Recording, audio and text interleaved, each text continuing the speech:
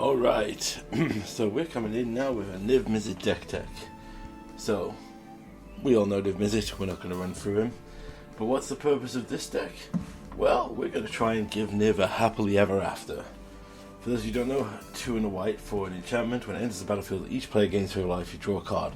Then at the beginning of your upkeep, if you have 5 colours among permanents you control, if you have 6 different card types among permanents in your field and graveyard, and your life total is greater than your starting life total, you win the game. Why are we suddenly playing this? Well, the card types in Magic got increased by 1 with the introduction of battles. These are new card types that make the hitting the total of the happily ever after way more easier. So we'll run through what we got here. So we got a ramp package here consisting of a few battles. We have Zendikar, Ixalan, and all of our standard RAM package, instants and sorceries. Then every other card in this deck fulfills a requirement. For example, Nico is a planeswalker that can also make enchantments. Teferi is a battle that could turn to a planeswalker if we need that.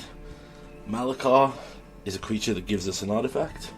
Rito is an instant for the graveyard. There's just some general synergy cards in. So then we have battle, and you'll notice this for every color. We have battle, planeswalker, creature / thing that makes an artifact, or something that might, in the case of this one, gain us life, and then revenge, obviously, to double our life total. So that's what we got going round. So if you see Kaito, also Perplex is here as a transmute to grab the happily ever after.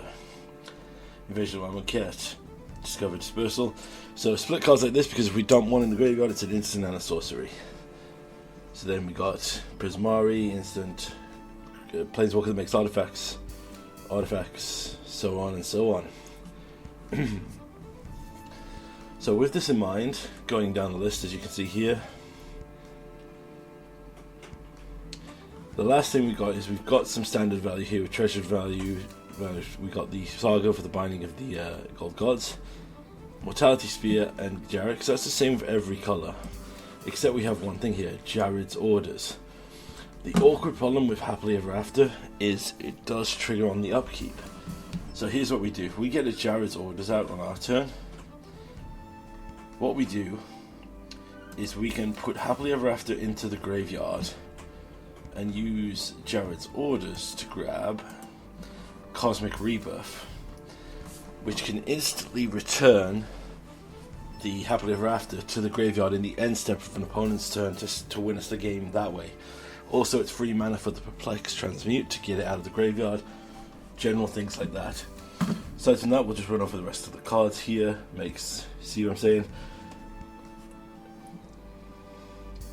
Probably general removals.